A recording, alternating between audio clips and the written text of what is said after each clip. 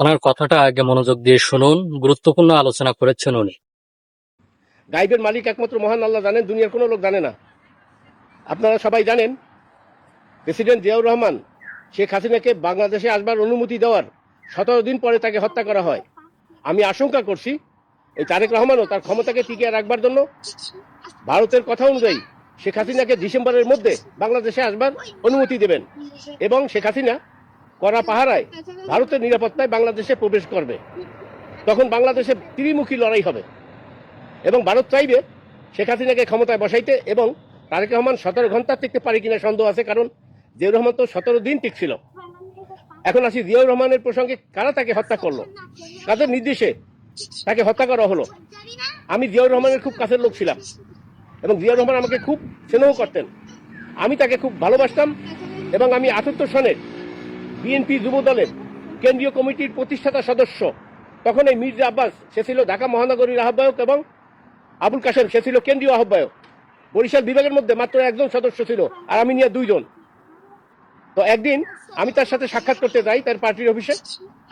Colonel অলি আহমদ তিনি check করে লোক ঢুকাইতেন, আমাকেও চেক করতেছিল। জিয়াউর রহমান দেখে বললো, একে চেক করার দরকার নাই, তুমি ভিতরে আসো। ভিতরে গেলাম, তার সাথে কথা বললাম।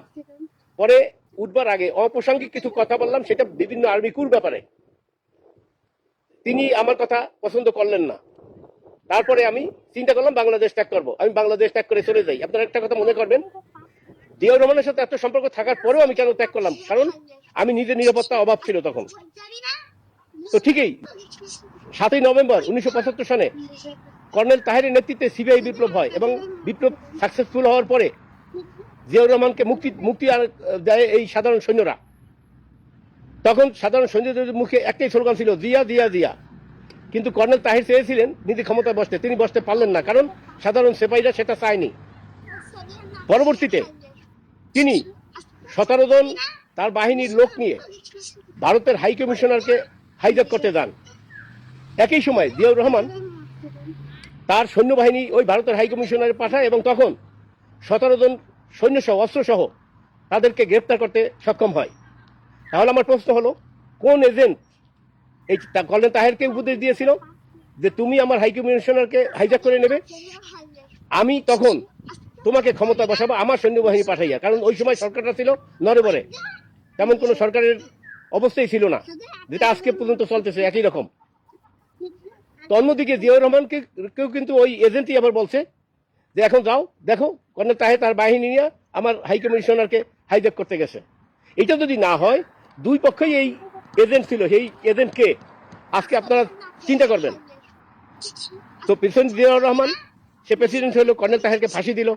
আমার বলার অর্থ ছিল প্রেসিডেন্ট জিয়াউর রহমানকে যেভাবে তার বিরোধী যারা শক্তি ছিল, যেমন মেজর মেজলিল জাসদের সভাপতি, তাকে কিন্তু যাবজ্জীবন কারাদণ্ড দিয়েছে সেই এজেন্টদের কথাই, যে আপনার বিকল্প কোনো লোক রাখা যাবে না, আপনি একা দেশ চালাবেন।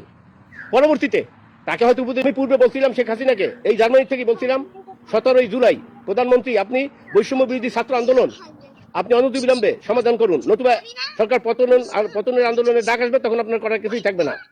এই জার্মানিতে বসে 2 আগস্ট 2024 সালে বলছিলাম, মাননীয় প্রধানমন্ত্রী অনতিবিলম্বে আপনি সংসদ ভেঙে দিয়ে আপনি একটা জাতীয় সরকার গঠন করেন এবং আপনি প্রধানমন্ত্রী হন, সরকার প্রধান হন।